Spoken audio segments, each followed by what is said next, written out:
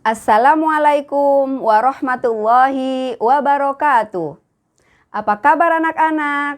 Semoga selalu sehat ya. Tetap semangat belajar walaupun kita tidak bisa belajar bersama di sekolah. Melalui video ini kita akan belajar bersama-sama tentang makhluk hidup. Anak-anakku tahu nggak apa makhluk hidup itu? Makhluk hidup adalah ciptaan Allah yang ada di muka bumi ini. Makhluk hidup itu disebut sebagai struktur biologis yang mampu merespon perubahan lingkungan. Seperti apa ya ciri-ciri makhluk hidup itu? Ini dia di antara ciri-ciri makhluk hidup itu. Yang pertama, bernapas. Kalau kita tidak bernapas, dalam beberapa menit saja pasti kita akan pingsan dan bisa meninggal. Ciri kedua yaitu makan dan minum. Kita sebagai makhluk hidup harus makan dan minum supaya badan kita tetap sehat. Ciri yang ketiga adalah bergerak agar bisa berpindah dari satu tempat ke tempat lain. Ciri keempat adalah tumbuh, yaitu perubahan dari kecil menjadi besar. Dan ciri kelima adalah berkembang biak agar makhluk hidup menjadi banyak. Dan ciri terakhir adalah peka terhadap rangsangan. Mari kita coba bahas satu persatu ya. Ciri yang pertama adalah bernapas. Ada beberapa cara makhluk hidup bernapas.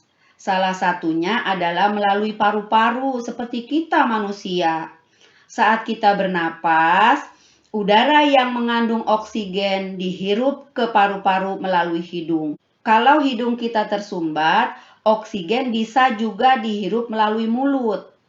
Udara kemudian dikeluarkan dari paru-paru melalui hidung atau mulut kita. Bukan hanya manusia, binatang yang hidup di darat dan di udara juga bernapas melalui paru-paru. Tapi ada juga binatang yang bernapas bukan dengan paru-paru, seperti ikan yang hidup di air, bernapas menggunakan insang.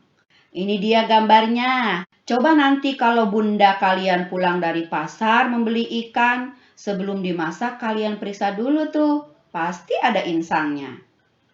Tapi tidak semua makhluk di air bernapas dengan insang. Ada juga yang menggunakan paru-paru seperti paus, yang disebut sebagai binatang mamalia. Bagaimana dengan tumbuhan? Tanaman bernapas menggunakan pori-pori stomata. Stomata di daun dan pori-pori lentisel di batang. Saat bernapas, tumbuhan menyerap oksigen atau O2 dari udara di sekitarnya dan mengeluarkan karbon dioksida atau CO2. Ciri kedua, makhluk hidup harus makan dan minum. Binatang seperti sapi ini misalnya, tuh sapi ya, makannya rumput dan dedaunan. Binatang sejenis ini seperti sapi, kambing, gajah disebut sebagai herbivora atau pemakan tumbuhan.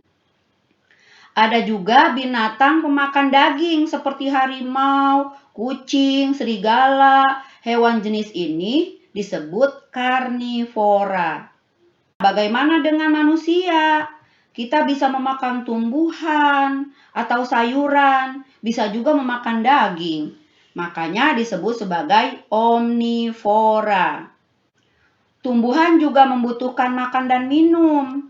Makanya tiap pagi dan sore kita menyiram tanaman agar tidak layu dan mati. Tanaman juga diberi pupuk agar tumbuh dengan baik. Ciri yang ketiga adalah bergerak, agar makhluk hidup bisa pindah dari satu tempat ke tempat lain. Ikan bergerak dengan cara berenang menggunakan siripnya. Ketika dia berbelok ke kiri dan ke kanan menggunakan ekornya. Kalau ular bergerak dengan cara melata di tanah maupun di pepohonan. Tapi kalau burung terbang di udara menggunakan sayapnya. Cicak bergerak dengan cara merayap. Kalau manusia bergerak dengan kedua kakinya untuk berjalan, berlari, dan bahkan melompat. Sekarang ciri keempat adalah tumbuh. Makhluk hidup berubah dari kecil menjadi besar, seperti ayam ini. Asalnya dari telur, yang kemudian menetas jadi anak ayam, lalu tumbuh menjadi besar. Demikian juga manusia, sesudah dilahirkan sebagai bayi, lalu tumbuh menjadi anak kecil balita, lalu menjadi remaja, kemudian dewasa, dan tua. Ciri yang kelima adalah berkembang biak. Supaya jumlah makhluk hidup terus bertambah dan menjadi banyak. Manusia misalnya, lelaki dan perempuan menikah, kemudian ibu mengandung dan melahirkan anak. Anak-anaknya tumbuh menjadi besar dan kemudian menikah untuk mendapatkan keturunan. Demikian juga binatang seperti ayam, induknya bertelur, kemudian menetas menjadi anak ayam yang tumbuh dan menjadi dewasa, lalu bertelur dan seterusnya. Tumbuhan seperti pohon pisang ini berasal dari satu tunas yang berkembang biak menjadi banyak. Ciri keenam adalah peka terhadap rangsangan dari luar tubuh.